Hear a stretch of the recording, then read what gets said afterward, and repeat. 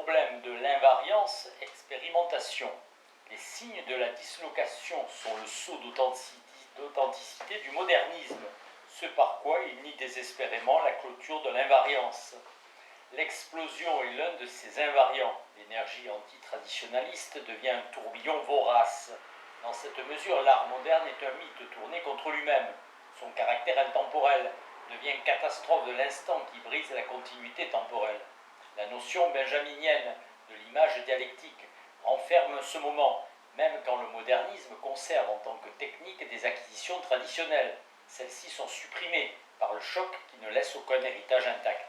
De même que le nouveau résulté du processus historique qui dissout d'abord la tradition spécifique, puis toute tradition, l'art moderne n'est pas une aberration qu'on pourrait corriger en revenant sur un terrain qui n'existe plus et ne doit plus exister. Cela constitue paradoxalement le fondement du modernisme et lui confère son caractère normatif.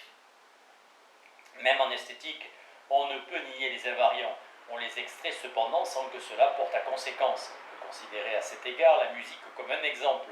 Il serait vain de contester qu'elle est un art temporel, que le temps musical, si peu qu'il coïncide immédiatement avec le temps de l'expérience réelle, est comme celui-ci irréversible. Si toutefois on voulait aller au-delà du vague et du général, dépasser le fait que la musique aurait pour rôle d'articuler le rapport de son contenu et de ses moments internes de temporalité, on tomberait alors immédiatement dans l'étroitesse ou la subreption, car le rapport de la musique au temps musical formel se détermine purement et simplement dans la relation de l'événement musical concret avec ce temps. Certes, pendant longtemps prévalut le fait que la musique devait organiser avec ingéniosité la suite intratemporelle de ces séquences, faire découler un événement d'un autre, d'une manière qui interdirait, comme le temps lui-même, la possibilité d'une réversibilité. Mais la nécessité de cette suite temporelle, conformément au temps, ne fut jamais littérale, mais fictive participation au caractère d'apparence de l'art. De nos jours, la musique se rebelle contre l'ordre conventionnel du temps. En tous les cas, l'investigation du temps musical fait place à des solutions largement divergentes. Autant il reste problématique que la musique puisse être capable d'échapper à l'invariance temporelle, autant il est certain que celle-ci, une fois réfléchie, devient un moment au lieu d'un a priori. La violence du nouveau, à laquelle on réserve maintenant traditionnellement l'expression de procédé expérimental, n'est pas imputable à la pensée subjective ou à la nature psychologique de l'artiste. Lorsque ni les formes ni le contenu ne déterminent a priori de façon inévitable cette impulsion, les artistes productifs sont objectivement contraints à l'expérimentation. Ce concept d'expérimentation s'est cependant modifié en soi et de façon exemplaire pour les catégories du modernisme. Originellement, il signifiait simplement que la volonté consciente d'elle-même expérimentait des procédures techniques inconnues ou non sanctionnées. On vivait traditionnellement dans la croyance que les résultats montreraient d'eux-mêmes s'ils pouvaient s'imposer à ce qui était déjà établi et se légitimer. Cette conception de l'expérience artistique s'est autant révélée comme allant de soi. Elle est devenue problématique dans sa confiance en la continuité. Le gestus expérimental, terme qui désigne les procédures artistiques pour lesquelles le nouveau s'impose comme une obligation à subsister, mais aujourd'hui il désigne fréquemment par le passage de l'intérêt esthétique de la subjectivité communicative à l'exactitude de l'objet, quelque chose de qualitativement autre. Le fait que le sujet artistique emploie des méthodes dont il ne peut prévoir le résultat concret. Même cette orientation n'est pas absolument nouvelle. Le concept de construction, qui appartient fondamentalement au modernisme, impliquait toujours le primat de procédés constructifs sur l'imagination subjective. La construction nécessite des solutions que l'oreille ou l'œil qui se les représente ne sont pas capables immédiatement d'actualiser en toute clarté. L'imprévu n'est pas seulement un effet, mais possède également un aspect objectif. Cela traduit une nouvelle modification qualitative. Le sujet a pris conscience de la perte de puissance qui lui vint de la technologie qui l'a libéré. Il a érigé un programme sous l'effet sans doute de l'impulsion inconsciente à maîtriser l'hétéronomie menaçante, en l'intégrant au point de départ subjectif, pour en faire un moment du processus de production. On en vint au fait que l'imagination, c'est-à-dire le cheminement de l'œuvre à travers le sujet, sur lequel Stockhausen attira l'attention, n'est pas une grandeur fixe, mais se différencie elle-même selon les degrés de son acuité. le produit flou de l'imagination peut lui-même, en tant que moyen artistique spécifique, être imaginé dans son imprécision. Le procédé expérimental rencontre ici son point d'instabilité extrême. Il est difficile de décider si, datant de l'époque malarméenne, elle obéit à l'intention formulée par Valéry selon laquelle le sujet pourrait éprouver sa puissance esthétique en restant maître de lui-même, tout en s'abandonnant à l'hétéronomie, ou si par cette action il ratifie sa démission. En tous les cas, et dans la mesure où dans l'acception de la plus récente, les procédures expérimentales sont malgré tout subjectivement organisées. La croyance est chimérique selon laquelle, grâce à elle, l'art échapperait à sa subjectivité et deviendrait indubitablement l'en soi, qu'il ne fait autrement que simuler. Défense des ismes. La rancune à l'encontre de ce qu'on appelle les ismes, c'est-à-dire à l'encontre des tendances artistiques programmatiques, conscientes d'elles-mêmes, représentées à l'occasion par des groupes, répond à la douleur de l'expérimentation. Elle va de Hitler, qui se plaisait à tempêter contre les hymnes et expressionnistes, jusqu'aux gens de lettres qui, par fanatisme avant-gardiste politique, considèrent comme suspect le concept d'avant-garde esthétique. Picasso l'a confirmé explicitement pour la période du cubisme, avant la Première Guerre mondiale. Au sein des ismes, on distingue clairement la valeur des différents artistes, bien qu'au début, ceux qui portent trop visiblement les caractéristiques de l'école sont facilement surestimés en comparaison de ceux qu'on ne réduit pas obligatoirement au programme, tel le Pissarro de l'époque impressionniste. Certes, l'usage linguistique de l'isme renferme une légère contradiction dans la mesure où, par la réflexion et la décision, il semble expulser de l'art le moment de non voulu. En fait, le reproche adressé aux tendances dépréciées comme isme et formaliste, tendances qui, comme l'expressionnisme et le surréalisme, prirent volontairement pour programme la production involontaire. Par la suite, le concept d'avant-garde, après de nombreuses décennies, a réservé aux tendances qui à chaque fois se déclaraient les plus progressistes quelque chose du ridicule de la jeunesse sénile. Parmi les difficultés dans lesquelles s'empêtrent les prétendus ismes s'exprime celle d'un art émancipé de son caractère d'évidence. La conscience, à la réflexion de laquelle est envoyée et renvoyée toute obligation artistique, a démonté simultanément l'obligation esthétique, d'où l'ombre de la pure et simple velléité qui plane sur les ismes exécrés. Le fait que probablement aucun événement artistique important ne s'est jamais produit sans volonté consciente n'arrive à la conscience de soi que dans des léismes tant combattus. Cela conditionne l'organisation des œuvres d'art en soi, et même l'organisation extérieure dans la mesure où les œuvres veulent s'affirmer dans la société de monopole totalement organisée. Ce qu'il peut y avoir de vrai dans la comparaison de l'art et de l'organisme est médiatisé par le sujet et sa raison. Cette vérité est depuis longtemps entrée au service de l'idéologie irrationnelle de la société rationalisée. C'est pourquoi sont plus vrais les ismes qui la refusent. Ils n'ont nullement entravé les forces productives individuelles, mais les ont au contraire augmentées grâce précisément à un travail collectif. Les ismes, école sécularisée. Un aspect des ismes n'acquiert qu'aujourd'hui son actualité. Le contenu de vérité de certains mouvements artistiques ne culmine pas absolument dans de grandes œuvres d'art. Benjamin a illustré cela à propos du théâtre baroque allemand. Sans doute en est-il de même pour l'expressionnisme allemand et le surréalisme français, lesquels ne mettaient pas par hasard en cause le concept même d'art, un moment qui depuis resta mêlé à tout art nouveau authentique. Mais étant donné qu'il resta néanmoins art, c'est en tant que substance de cette provocation qu'on pourra chercher la prépondérance de l'art sur l'œuvre d'art. Celle-ci est représentée par les ismes, ce qui, sous l'aspect de l'œuvre, se présente comme échec, ou simple exemple, témoigne également d'impulsions qui ne peuvent plus guère s'objectiver dans l'œuvre particulière, telle celle d'un art qui se transcende lui-même. Son idée est dans l'attente du salut. Le fait que le malaise devant les ismes s'accommode rarement de leur équivalent historique, les écoles, est digne d'attention. Les ismes sont, pour ainsi dire, la sécularisation de celle-ci à une époque qui les détruisait en tant qu'école traditionnaliste. Elles sont inconvenantes parce qu'elles ne se soumettent pas au schéma de l'individuation absolue. Entre-temps, îlot de cette tradition ébranlé par le principe d'individuation. L'objet de cette haine doit être complètement isolé, caution de son impuissance, de son inefficacité historique, de sa mort prochaine et radicale. Les écoles sont entrées avec le modernisme en une contradiction qui s'exprime d'une manière excentrique dans les représailles des académies à l'encontre des étudiants suspects de sympathie pour les orientations modernes. Les ismes tendent à être des écoles qui remplacent l'autorité traditionnelle et institutionnelle par une autorité objective. Il est préférable de s'associer à eux plutôt que de les renier, serait-ce même par l'antithèse de l'art moderne et du modernisme. La critique de l'up-to-date, structure non démontrée, ne manque pas de justification. Ce qui, par exemple, dépourvu de fonction, singe la fonction et régressif.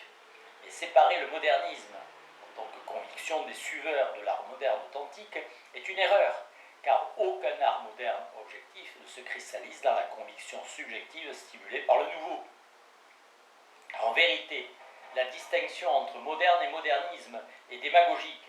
Celui qui se plaint du modernisme pense en faire art moderne, tout comme l'on combat les suiveurs pour rencontrer les protagonistes auxquels on ose s'attaquer et dont la supériorité en impose aux conformistes.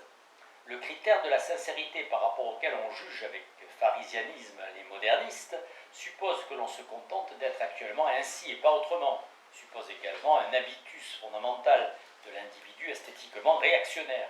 Sa fausse nature se dissout par la réflexion, érigée aujourd'hui en culture artistique.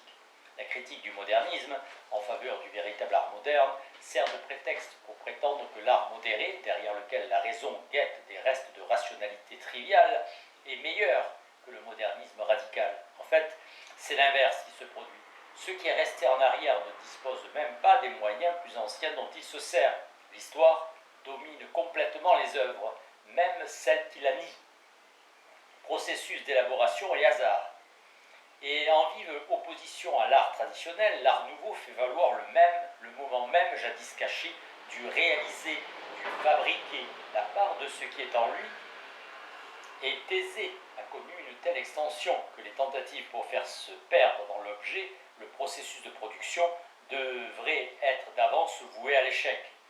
Déjà la génération précédente a limité la pure immanence des œuvres d'art, en même temps qu'elle l'a poussée à l'extrême, ceci par l'auteur, en tant que commentateur par l'ironie et par des quantités de matériaux protégés très habilement de l'emprise de l'art.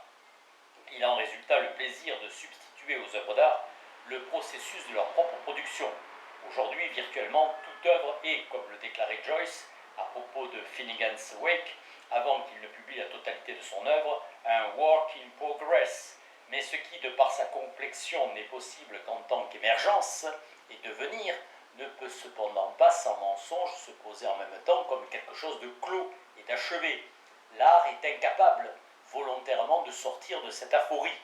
Adolf Loos écrivait « Il y a des décennies que les ornements ne se laissaient pas inventer, mais ce qu'il annonçait tend à se répandre. Plus en art, il faut créer, chercher et inventer. Moins, il est sûr qu'on fasse et invente. L'art, radicalement élaboré, serait dû au problème du processus de son élaboration. Ce qui provoque la protestation vis-à-vis du passé, c'est précisément ce qui est arrangé, calculé, non pas comme on l'aurait dit aux environs de 1800, ce qui est redevenu nature. Le progrès de l'art en tant que faire et le scepticisme qui s'y rattache se répondent l'un et l'autre. En fait, ce progrès s'accompagne de la tendance au non volontaire absolu, de l'écriture automatique, d'il y a à peu près de 50 ans jusqu'au taquisme et à la musique aléatoire d'aujourd'hui. C'est avec raison que l'on constate la convergence de l'œuvre d'art intégralement technique et totalement fabriquée avec l'œuvre absolument fortuite. En effet, ce qui ne semble apparemment pas élaboré l'est à plus forte raison. Réflexion seconde. La vérité du nouveau, vérité de l'inviolé, se situe dans l'absence d'intention. Elle entre ainsi en contradiction avec la réflexion, le moteur du nouveau, et lui confère une puissance seconde. Elle est le contraire de son concept philosophique usuel, comme par exemple de celui de la doctrine schillérienne, du sentimentalisme, qui se réduit à charger les œuvres d'art d'intention. La réflexion seconde saisit la procédure, le langage de l'œuvre d'art dans l'acception la plus large, mais elle vise à la cécité. Le slogan de l'absurde, aussi insuffisant soit-il, exprime cela. Le refus de Beckett d'interpréter ses œuvres liées à une conscience extrême des techniques, des implications du contenu matériel et du matériau linguistique, n'est pas une aversion simplement subjective. En même temps que croit la réflexion et sa force, le contenu en soi s'éclipse. Certes, ce fait ne dispense pas objectivement de l'interprétation, comme il n'y en avait rien à interpréter, comme s'il n'y avait rien à interpréter. Se borner à cela, c'est introduire une confusion qui fonde le langage de l'absurde. L'œuvre d'art, qui s'imagine d'elle-même posséder le contenu, échoue dans un rationalisme médiocre et naïf. Cela pourrait constituer les limites historiquement prévisibles de Brecht. Confirmant Hegel, de manière surprenante, la réflexion seconde retrouve, pour ainsi dire, la naïveté dans la position du contenu par rapport à la réflexion première. Des grands drames de Shakespeare, comme des pièces de Beckett, on ne peut guère extraire ce qu'on appelle aujourd'hui un message. Mais l'éclipse est elle-même fonction du contenu modifié. Le contenu en tant que négation de l'idée absolue n'a plus, comme le postulait l'idéalisme, à être identifié à la raison.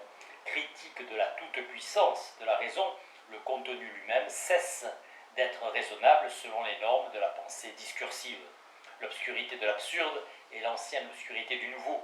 Elle-même doit être interprétée et non pas remplacée par la clarté du sens. Le nouveau est la durée. Le nouveau a fait naître un conflit. Celui-ci, entre le nouveau et la durée, ne diffère pas de la querelle des anciens et des modernes du XVIIe siècle. Les œuvres d'art s'appuyaient totalement sur la durée. Elle est liée à leur concept, à celui d'objectivation. Par la durée, l'art proteste contre la mort, l'éternité à court terme des œuvres et l'allégorie d'une éternité non apparente. L'art est l'apparence de ce dont la mort n'approche pas. Le fait qu'aucun art ne dure est une formule aussi abstraite que celle qui exprime le caractère éphémère du monde terrestre.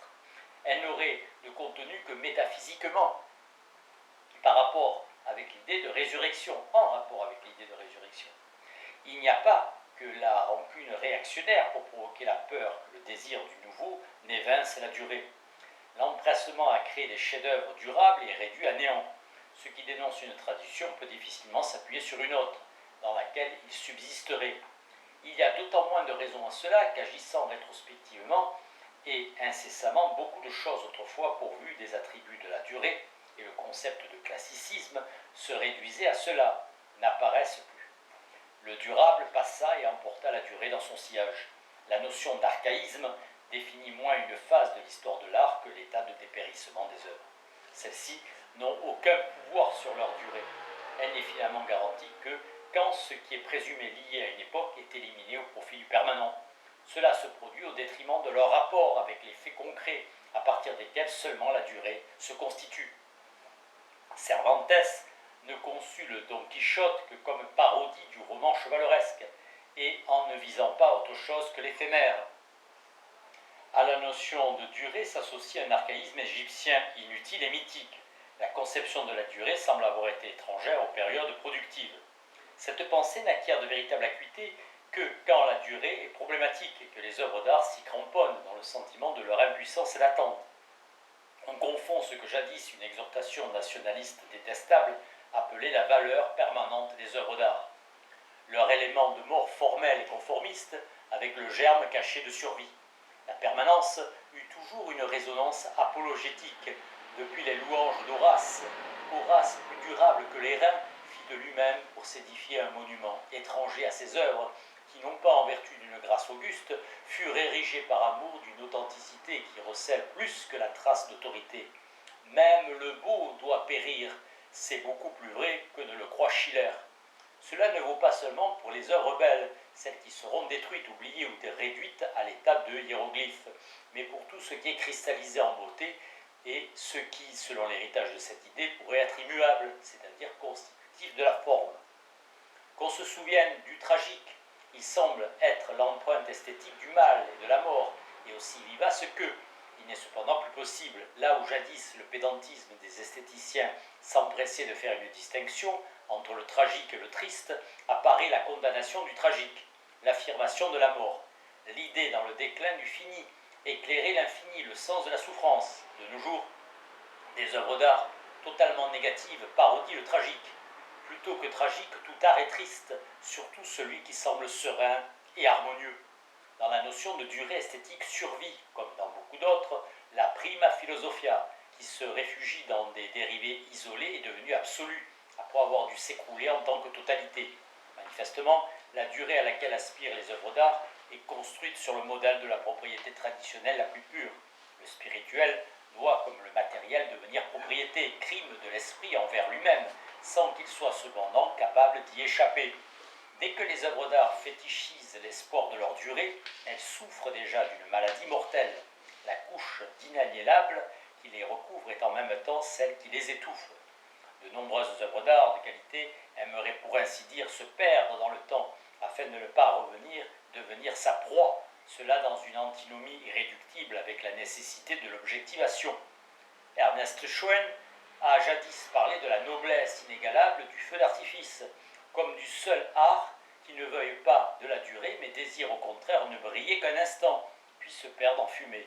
C'est finalement selon cette idée qu'il faudrait interpréter les arts temporels, tels le théâtre, la musique, l'autre face d'une réification sans laquelle ils ne seraient pas et qui cependant les dégrade.